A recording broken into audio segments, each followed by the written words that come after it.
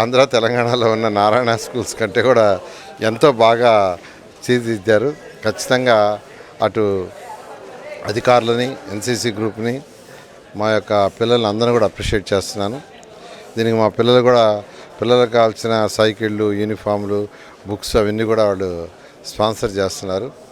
అధికారులు, మున్సిపల్ శాఖ, municipal commissioner కావచ్చు, జేసీ కావచ్చు, ఎందుకంటే ఇది మొత్తం జేసీ గారి యొక్క ఆధ్వర్యంలో జరుగుతున్నది.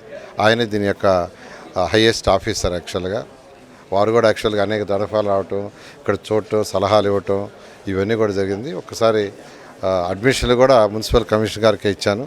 పూరెస్ట్ ఆఫ్ ది పూర్ ఏదైతే ఏ కాన్సెప్ట్ స్టార్ట్ చేసి ఐడెంటిఫై చేయమని వాళ్ళే చక్కగా సచివాలయ స్టాఫ్ ద్వారా ఐడెంటిఫై చేశారు.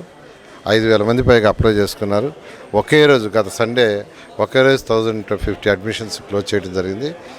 రేపు 30వ తేదీ 6వ తరగతి నుంచి 10వ తరగతి దాకా 9వ తరగతి క్లాసులు స్టార్ట్ చేస్తాం. బుధవారం రోజు 1 to 5, బేస్తవారం రోజు నర్సరీ PP1 PP2 స్టార్ట్ చేయడం జరుగుతుంది. బిజీ షెడ్యూల్లో కూడా దీనిపై ప్రత్యేక దృష్టి ముందుకు తీసుకెళ్తున్నారు. అధికారులకు ఎలాంటి సూచనలు జారీ చేస్తున్నారు? అంటే మంత్రిగా నా బాధ్యత అండి. యాక్చువల్గా నెల్లూరు సిటీ నుంచి గెలిచాను. 74,000 మెజారిటీతో గెలిపించినప్పుడు వాళ్ళకి చేయాల్సిన బాధ్యత ఇది ఒక బాధ్యతగా తీసుకున్నాను. అయితే ఈ ఫీల్డ్ నుంచి వచ్చాను కాబట్టి దీన్ని ఇంకా బాగా చేయాలి, ఈ విధంగా చేయడం జరిగింది. మీకు ఎవరిని ఆహ్వానించబోతున్నారు? విద్యాశాఖ మంత్రి గారు యాక్చువల్గా వస్తానని చెప్పారండి.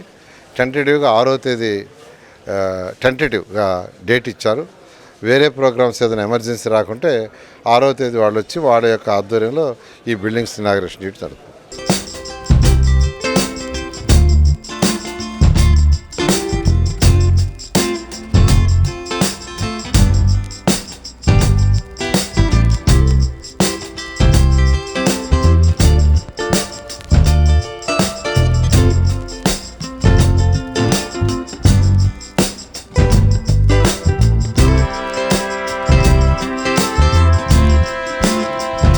సో ఇది వీఆర్ హై స్కూల్ ఇప్పటికే పూర్తి స్థాయిలో ఆ పనులన్నీ కూడా జరుగుతుంటే పరిస్థితుంది. ఒక ప్రత్యేకమైన ఒక ఫైనల్ దశకు చేరుకుందని చెప్పుకోవచ్చు.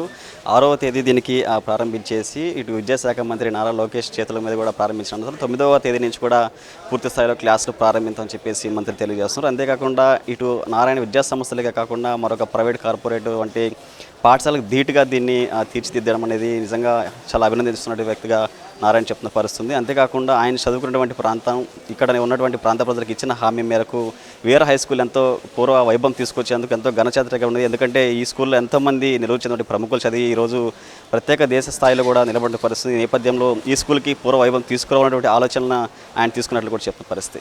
వీడియో జర్నలిస్ట్ ప్రసాద్తో కలిసి Teja, 4th estate, VR high school నుంచి.